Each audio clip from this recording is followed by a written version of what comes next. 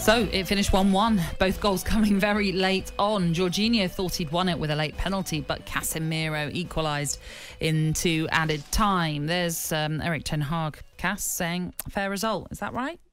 Yes, without a doubt. Yeah, absolutely. First half, Man United were clearly the better team. Their style has changed pretty dramatically under Ten Hag. They moved the ball a lot faster, a lot more precise passing, with that creating chances. And it was interesting, look, the reason why Graham Potter made such a quick change was because United would dominate the game in the first half, and Cucurella, who's probably chewing nails at the moment about being substituted so early in the game, the reason he did that is because United were dominating in the first 45 minutes. Yeah, and they needed that extra man in midfield, so they brought on Mateo Kovacic. Yeah. And as a result, Chelsea went to a back four. But obviously, that's the perfect in-game management from Graham Potter there. Do you think Graham Potter though will be massively disappointed to have scored so late on that they did, and then they weren't able to hold on to that lead? Yeah, the goal was a hard one to swallow because Kepa's played really well. I'm not sure he covers himself in glory with a goal from Cascarino. I think certainly with the wrong hand you could make an argument, and here I am. Speaking like a goalkeeper, and I'm not. Yeah, I know. Maybe some goalkeepers will tell us different, but that's the first thing we were saying when we were watching at home. Flat-footed as well. Flat-footed. He wasn't going in a great height, and when he scored, it was a good header, but I thought Kepa could have done better. He'll be really disappointed because they're quite capable of keeping a clean sheet very comfortably, Chelsea. Well, they have done 5 previous games in all competitions. And they are. They've certainly been there. And I think he's going to be bothered about his ability of his forward line to get goals. Aubameyang has not really got going. Yes, he's had his couple of moments, and he was totally off the pace yesterday. Sterling is not playing particularly well, where he's running into defenders more often than not. And again, these are top players. They're players that you expect so much more from. Apart from Mason Mount's double in last week at Villa Park, they don't look like they've got goals in their side later on. They've lost Reece James, which he's a big outlet on the right-hand side for them.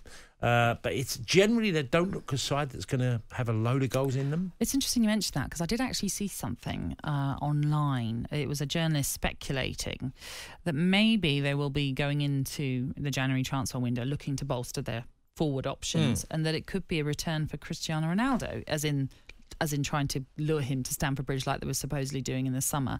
Now, we all know there is an issue at Man United with Ronaldo. Most of us are in agreement that it's very difficult. It looks difficult for that to be solved or resolved, and that maybe the best thing for both parties is that they split and they go their separate ways. Could you see Ronaldo going to Chelsea? Not really. It's a weird question to answer now. First of all, I don't see Man United prepared to let Ronaldo go, and it could cost them, say, Champions League football if they didn't make top 4 and he goes there. For that in itself, it would be a bit of a difficult one to understand. And secondly, I think they do need legs in the centre forward position. They need someone who's a real determined runner, gets into positions and is quick. When they've bought the boy from the lad. They've already agreed a fee for the guy in the summer. Oh, yes. I can't remember his name. Yeah, Nkunku, that's it. From Germany. I think that's not... I would be amazed if that happened, if Ronaldo ended up at Stamford Bridge. It would be a short-term thing, if anything, wouldn't it? Yes, really? It would be. Whether he went somewhere else and then Chelsea suddenly dived into that club and said, well, now we're taking him. Yes, I see what you mean. Look, I just don't see United wanting to do that. I think that'd be cutting your nose. That really would. If you're going to go, OK, you can go to Chelsea, then you go and do well, and they end up finishing in front of United in the league and for the Champions League spots, that would be a real bad idea. Well, you mentioned there about looking a little blunt going forward. They only had 2 shots on target, Chelsea, in the games. United had 6.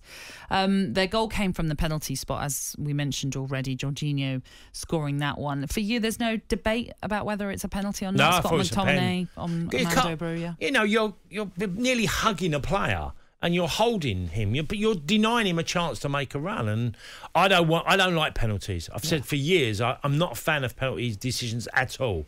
But if you're going to make a point of stopping players literally blocking or denying a player to make an ability to make a run across a defender, and you hold on to him, then it's going to be a penalty. Yeah.